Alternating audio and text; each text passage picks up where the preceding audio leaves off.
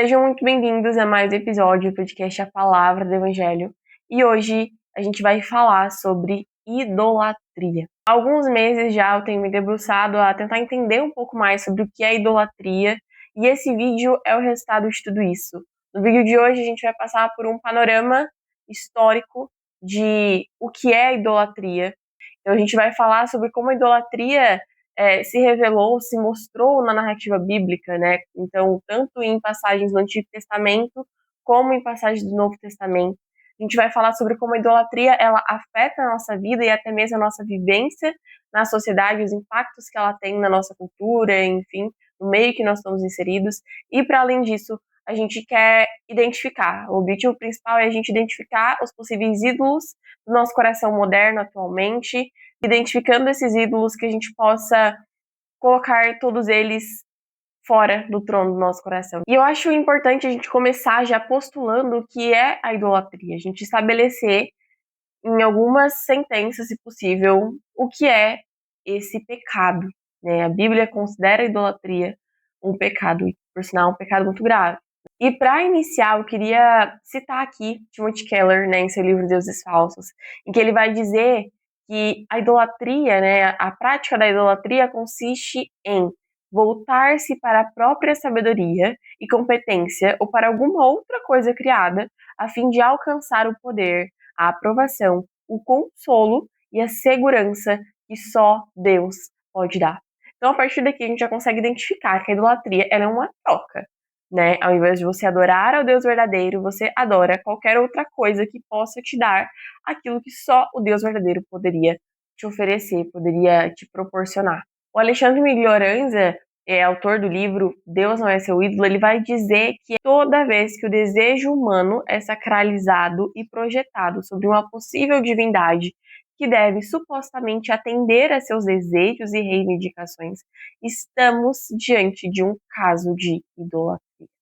E aqui eu gosto muito disso no livro do Miglio, que ele basicamente ele fala sobre como que a idolatria está completamente ligada aos nossos anseios, aos nossos desejos, né? O Keller também traz isso, né, na frase que nós lemos, de como que o nosso desejo por aprovação, o nosso desejo por consolo, o nosso desejo por segurança, ele se torna um desejo tão absoluto que ele até mesmo ultrapassa a nossa obediência a Deus, que deve ser o que pauta a nossa existência. O Iago Martins, no seu livro No Alvorecer dos Deuses, ele vai trazer a idolatria como ímpetos religiosos projetados em elementos da criação. Ou seja, é algo que nós completamente subvertemos. Considerando essa declaração do Iago, os nossos ímpetos humanos, eles são projetados quando tratamos de uma idolatria em qualquer outra coisa que não seja o Senhor. E é interessante pensar que a religião, né,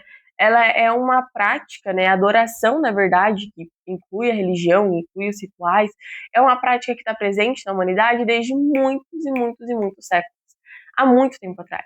Então, o ser humano, desde sempre, né, aqui eu vou puxar um pouco para uma visão mais voltada para o Viktor Frankl, né, de busca de sentido, mas o ser humano sempre buscou por algo que pudesse preencher o seu vazio existencial. O ser humano sempre buscou por algo que pudesse preencher e conferir sentido à sua existência. E nesse caso, a adoração, ela entra com um papel muito fundamental, né? A adoração, muitas vezes, ela entra num preenchimento de sentido muito significativo para o indivíduo. E aqui é como eu disse, o ídolo ele pode ser absolutamente qualquer coisa. O ídolo pode ser sua família, seus amigos, seu parceiro, sua parceira. O ídolo pode ser seu carro, pode ser sua carreira, pode ser dinheiro, aprovação, sucesso. O ídolo, se a gente pensar bem, muitas vezes ele é algo bom. O problema do ídolo, na realidade, é que ele está colocado em um lugar, em uma posição equivocada no seu coração, em uma posição que ele não deveria estar ali. É quando a sua carreira assume o primeiro lugar na sua vida ao invés de Cristo. É quando o desejo por que seus filhos estejam bem, ou melhor, o seu cuidado com a sua família se torna tão intenso, ou você passa a se devotar tanto mais à sua família do que ao próprio Deus. Isso pode ser um sinal de que você está tendo um ídolo. Nesse contexto, O ídolo, ele não precisa necessariamente alcançar a nossa racionalidade, digamos assim, né? Eu não preciso necessariamente pensar que vou adorar mais ao dinheiro do que a Deus, ou vou adorar mais tal coisa, mais a criação do que ao Criador. Não, eu não preciso pensar dessa forma. Primeiramente, o ídolo, ele busca alcançar o seu coração. Antes que você possa perceber, você já devota toda a sua vida para aquele ídolo. E é muito interessante perceber isso em como que o ídolo, ele é revelado a partir dos nossos hábitos. O ídolo, ele é exposto a partir daquilo que nós fazemos, a partir daquilo que nós falamos, a partir da prioridade que nós damos às coisas que nós fazemos. O ídolo, ele alcança primeiro e antes de tudo o seu coração e a sua devoção. Antes que você possa se dar conta de que você está idolatrando e pecando contra o Senhor, você pode estar adorando a um ídolo. E é por isso que a gente precisa estar com o coração constantemente vigilante diante do Senhor. Miguel Oranz, ele vai citar os ídolos como uma evidência do nosso desejo humano por controle. Nós desejamos controlar a realidade, nós desejamos controlar o tempo, nós desejamos que as coisas sejam conforme a nossa vontade, né? E é muito interessante pensar, isso é muito explícito no Salmo 115, como que os ídolos, eles, na verdade, não são algo transcendental, algo que é totalmente diferente ou externo a nós. Na realidade, os ídolos são projeções internas nossas, são desejos internos nossos que são projetados em coisas ou em objetos ou em pessoas. O autor James Smith, ele fala isso no livro Você é Aquilo que Você Adora, inclusive recomendo demais, livro muito bom, em que você basicamente se torna semelhante àquilo ao qual você adora, aquilo ao qual você presta adoração, entende? Aquilo ao qual os seus hábitos e as suas ações estão voltadas em direção. A respeito dos falsos ídolos, no Salmo 115 vai estar escrito: os ídolos das nações são prata e ouro, obra de mãos humanas. Têm boca e não falam, têm olhos e não veem, têm ouvidos e não ouvem, têm nariz e não cheiram, têm mãos e não apalpam, têm pés e não andam. Som nenhum lhes sai da garganta. Tornem-se semelhantes a eles os que os fazem, e todos os que neles confiam. E é justamente por esse caráter não transcendental dos ídolos que eles não são capazes de nos trazer satisfação. Eles não são capazes de nos trazer completa plenitude de alegria, ou de paz, ou de segurança. Sabe? Quando uma pessoa ela é idólatra, quando nós assumimos uma postura idólatra no nosso coração, nós nos tornamos escravos àquilo ao qual nós adoramos. E quando nós olhamos as narrativas históricas, quando nós olhamos até a própria narrativa bíblica, né, que relata o contato que o povo hebreu tinha com os outros povos, quando nós olhamos para a religião dos outros povos, para a prática, né, dos rituais religiosos, nós vemos que antigamente, principalmente, né, no Antigo Testamento, isso é muito claro, as práticas estavam muito relacionadas a condições de sobrevivência. Em que sentido que isso ocorria, né? Essa relação é vista no sentido de que, para eles, se eles fizessem ali a liturgia, o ritual da forma certa, os deuses se agradariam disso e lhes corresponderiam com chuva, com fartura na colheita. Então, de forma muito, para eles, lógica, os deuses estavam relacionados a essas práticas mesmo de sobrevivência, porque se eles não adorassem da forma correta na mente deles, eles não seriam beneficiados ou eles não conseguiriam ter aquilo que eles precisavam para sua sobrevivência, que era a colheita, que era a chuva para regar as plantas, as plantações, para que eles pudessem usar disso para sua subsistência, para se alimentar de tudo isso. Então, os deuses, a adoração aos deuses estava muito ligada a essa relação de ordem mesmo, ordem da sociedade, ordem do contexto no qual eles viviam. Tanto que, no Egito Antigo, o faraó, ele era considerado, né, um representante dos deuses egípcios, e era ele o responsável por manter a ordem, por garantir que os ritos no templo estivessem sendo feitos da maneira correta. Ele era responsável por garantir que os alimentos estivessem sendo oferecidos aos deuses. O faraó, ele tinha todo esse peso sobre as costas dele, porque ele era visto como um deus.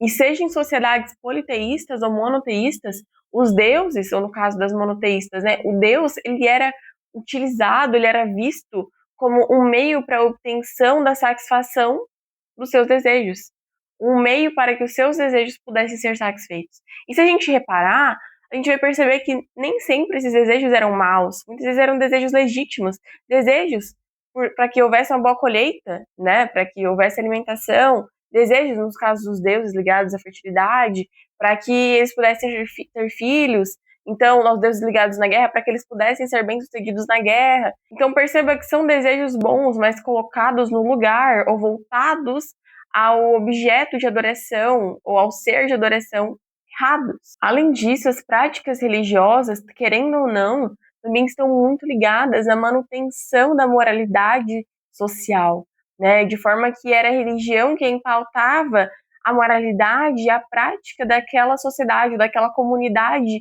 em específico. Antigamente também, os governos, os governantes de forma geral, eles eram vistos como representantes dos deuses. Em Ramsés II isso é muito visível, né, o faraó egípcio, porque ele se intitulava como Ra, o próprio deus Ra, que para eles era o Senhor do céu, que vivia na terra, que habitava na terra. Outra coisa muito interessante é que as pragas do Egito, praticamente a cada praga que o Senhor derrotava, ou a cada praga que o Senhor enviava, era um deus egípcio que o Senhor derrotava.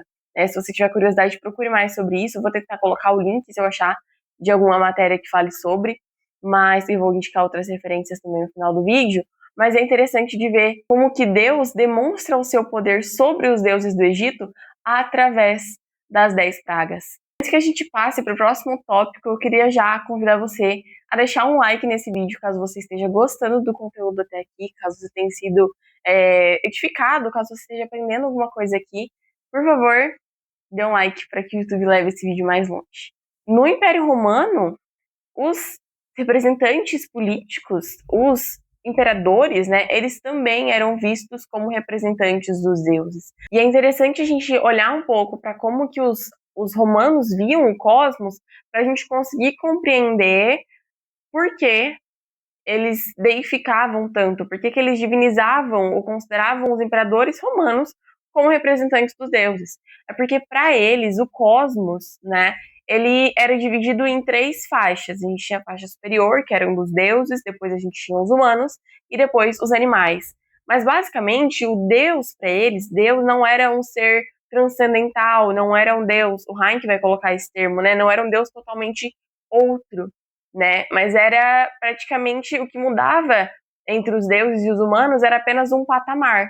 E é por isso que eles divinizavam os imperadores, né? Eles prestavam culto aos imperadores mesmo. Inclusive, ele não era considerado um deus até a sua morte, né? Então ele era divinizado como deus, ele tinha seus cultos que eram prestados a ele, mas esse imperador romano só ia se tornar um deus mesmo após a sua morte. É possível de ver o conceito de moralidade social também aplicado nesse contexto do Império Romano.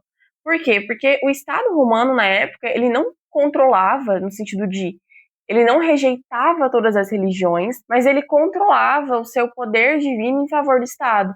E é por isso que os cristãos foram muito prejudicados, eles foram literalmente perseguidos durante o Império Romano, né, em muitos períodos do Império Romano, porque eles diziam que apenas Cristo é Kyrios, que apenas Cristo é o Senhor. Os imperadores realmente eram colocados como messias, como salvadores. Então, quando os cristãos chegaram no Império Romano, né, ou naquele contexto, começaram a pregar dizendo que aquele reino, o reino de Roma cairia, que o reino de Roma não seria eterno, não seria para sempre, mas que o reino de Cristo sim duraria para sempre, eles eram perseguidos, severamente perseguidos pelo Estado romano por conta disso. Eles rejeitavam completamente essa divinização dos imperadores, eles não se prostravam, eles não adoravam aos imperadores romanos, e é por isso que eles foram tão perseguidos e muitos mártires mortos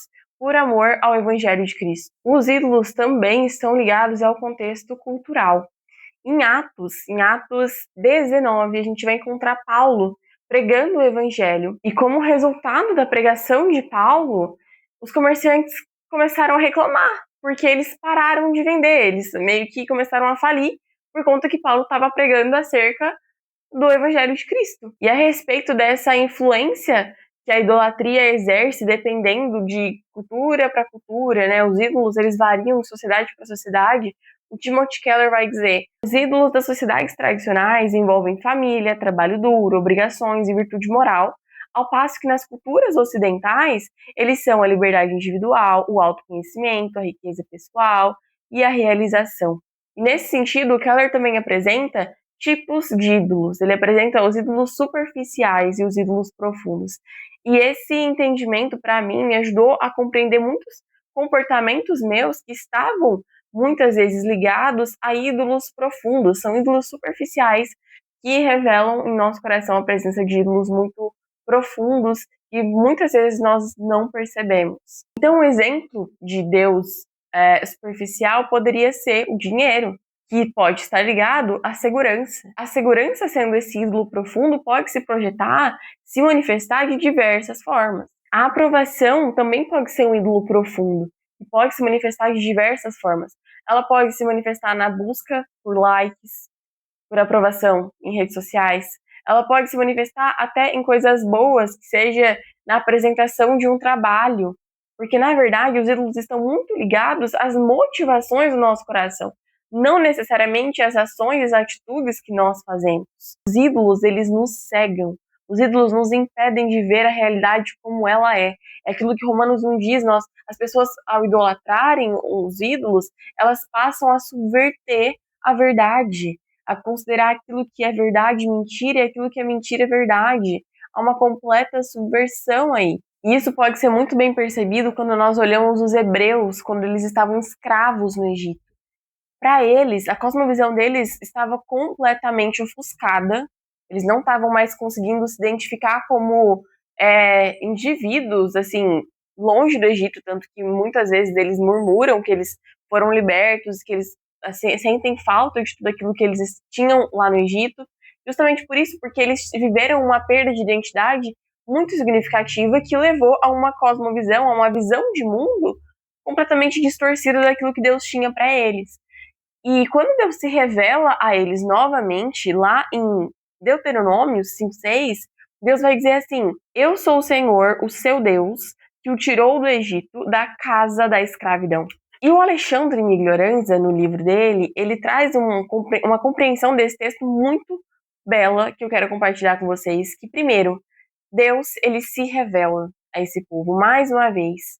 Ele, em um ato de graça, em um ato de misericórdia, ele vai dizer: eu sou o Senhor, o seu Deus, eu sou Yahvé. Ele vai lembrar aquele povo o seu próprio caráter.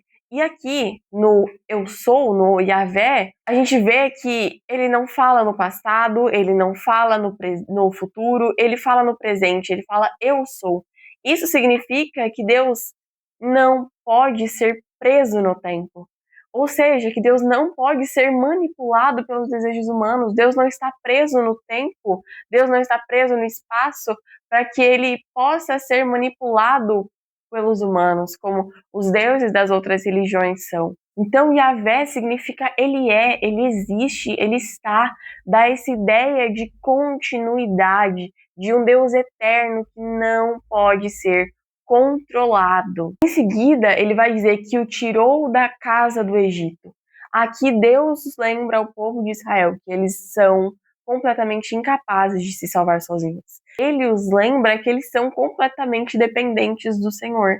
Eles dependem que Deus os salve. A terceira frase que Deus fala é da casa da servidão. Deus lembra eles que onde eles estavam não era o lugar que lhes pertencia. Era um lugar completamente distante da onde Deus queria que eles estivessem. E aqui é muito lindo de ver como que Deus dá consciência ao seu povo. Deus quer que o seu povo tenha consciência da realidade, compreensão de quem nós somos, de quem Ele é.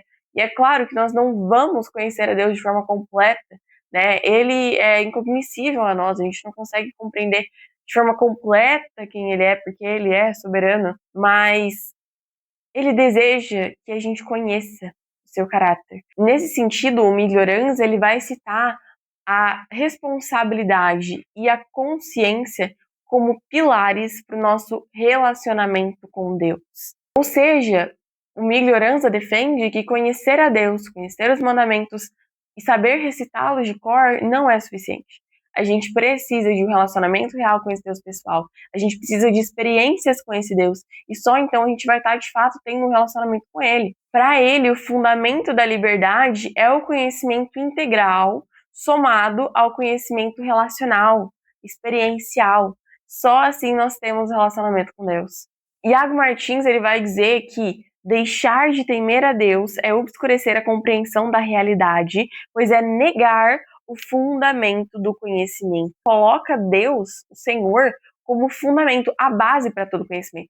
Provérbios vai nos dizer isso, que temer ao Senhor, o temor ao Senhor, é o princípio da sabedoria. Se nós não tememos a Deus, a nossa visão ainda está completamente obscurecida. Então, aqueles que negam ao Senhor, de acordo com Romanos 1, têm a sua compreensão moral, espiritual, intelectual completamente distorcida. Cristo deve ser a lente pela qual nós vemos toda a nossa existência.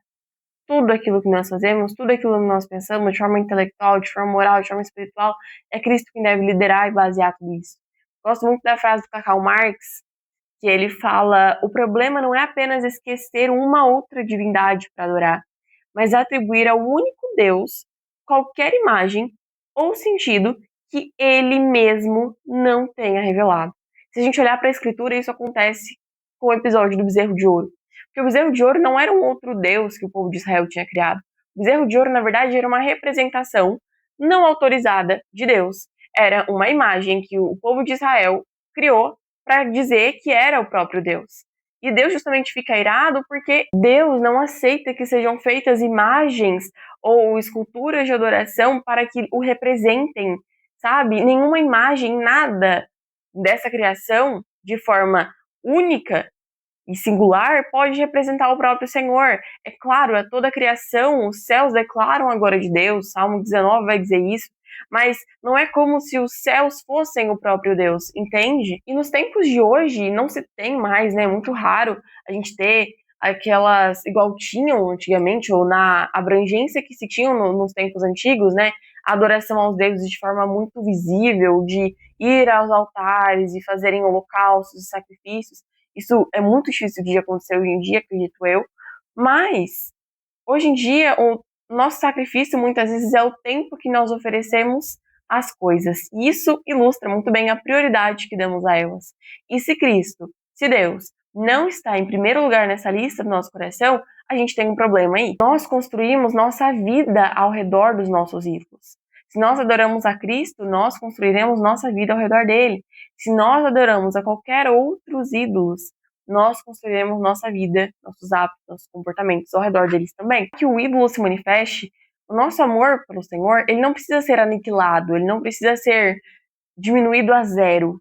Ele só precisa ser superado por qualquer outra coisa. A gente só precisa amar o nosso emprego mais do que a Deus. A gente só precisa amar e desejar mais o dinheiro do que ao Senhor.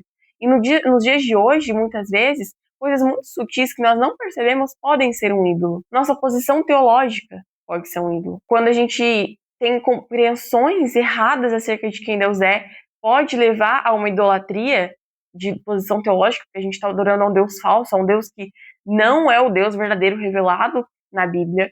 Ou então, quando a nossa posição teológica pode estar até correta, mas a posição do nosso coração não está. E por a gente acreditar X ou Y, de um jeito ou de outro, a gente se sente superior a outra pessoa. Outra coisa que pode se tornar um ídolo, que já foi mencionado, nossa família, nossa carreira, nosso ego. Então, muitas coisas podem se tornar ídolos. Nosso celular, nosso uso das redes sociais. E, inclusive, a gente tem visto isso em muitos países do mundo, não apenas no Brasil, mas no Brasil a gente tem visto isso com muita força também, como que muitas personalidades políticas têm sido adoradas, têm sido veneradas como ídolos, como se fossem o próprio Deus. E sobre isso, Keller vai dizer: podemos ver nossos líderes políticos como redentores, nossa orientação política como uma doutrina de salvação e converter nosso ativismo político em uma espécie de religião. Então a gente precisa ter cuidado para a gente não se devotar a partir dos políticos ou a qualquer ideologia, como se eles fossem mais importantes do que o próprio Deus. E no seu livro, Deuses Falsos, o Keller ele aponta alguns caminhos que a gente pode identificar a idolatria, né? Esse no sentido político é um também, mas no sentido geral a gente pode identificar também nossos ídolos através dos nossos sentimentos. O que é aquilo que te gera mais raiva? O que é aquilo que te deixa mais irritado, ou te deixa mais frustrado, ou te deixa mais triste de pensar? Isso pode revelar um ídolo no seu coração. Ou então, sobre seus próprios pensamentos. Isso, pra mim, foi uma coisa que eu nunca tinha percebido e que faz muito sentido. Aquilo que a gente mais passa o nosso dia pensando, para o que nossos pensamentos se voltam quando a gente se sente sem esperança, o que a gente gosta de imaginar para nos sentir confortáveis, e isso pode ser um ídolo também. O que é aquilo ou alguém que quando você se imagina sem essa pessoa ou sem essa coisa, você se sente frustrado, você se sente vazio. Isso também pode ser um ídolo para o seu coração. E o meu desejo com esse vídeo é justamente isso, que você identifique os ídolos do seu coração, sabe? Para além de todo o panorama que a gente teve aqui, o que eu queria que você retesse, se eu pudesse pedir que você guardasse apenas uma coisa desse vídeo, pelo menos, é isso, que os ídolos, eles estão por todos os lados do nosso coração e que a gente precisa estar em constante vigilância. E caso você tenha identificado um ídolo no seu coração, que eu imagino que sim, porque todos nós temos ídolos, nós lutamos contra eles o tempo todo, o caminho para isso, e quando eu li isso no livro do Keller foi um bálsamo para mim, o caminho para isso são as disciplinas espirituais. O caminho para nós dizermos não aos ídolos, tirarmos os ídolos do trono do nosso coração e colocarmos Cristo nele, é orarmos, é nos voltarmos para a leitura bíblica, para a meditação bíblica, é nos deleitarmos mesmo, nos alegrarmos em quem Deus realmente é. É assim que nós teremos nosso coração preenchido por Cristo. É assim que os nossos desejos, os nossos pensamentos serão completamente liderados pelo Senhor. Além disso, a contemplação, pararmos para ouvir a Deus, é um ato que vai nos exigir muito, principalmente na nossa sociedade, que a gente está tendo que ser produtivo o tempo todo, a gente se distrai o tempo todo. A gente parar para ouvir Deus é algo que nos leva para mais perto dele e pode não apenas evidenciar a idolatria do nosso coração, que pode estar sendo abafada por muitas coisas que a gente faz, por muitas distrações mesmo, e além disso, a contemplação pode nos levar mais próximos do Senhor. Pode nos levar ao arrependimento, pode nos levar à contrição mesmo diante do Eterno e à transformação. Então, a minha oração, meu desejo, né, é que esse vídeo tenha abençoado sua vida e que você, realmente, ao fechar esse vídeo, que você não vá fazer outra coisa, sabe? Mas que você investigue no seu coração, peça ajuda para o Espírito Santo para que você procure mesmo os ídolos no seu coração e que você busque lutar contra eles. E a gente não luta sozinho, nós temos o Espírito Santo ao nosso lado. Deus é um Deus pessoal, que se revela a nós e deseja se relacionar conosco, Ele se interessa por nós. Então, que a gente dê esse passo em direção a Ele. Muito obrigada por ter me assistido até aqui. Eu espero que você tenha sido abençoado por esse conteúdo. Se foi, comenta aqui embaixo. Se você tiver sugestões de vídeos também, sinta-se à vontade para comentar aqui. As referências que eu utilizei para esse vídeo estão na descrição aqui, os livros que eu utilizei como base, e eu recomendo a leitura de cada um deles. Caso você queira acompanhar a gente no Instagram, a gente também está por lá, também tá o link aqui na descrição. E eu encontro vocês no nosso próximo vídeo. Até lá!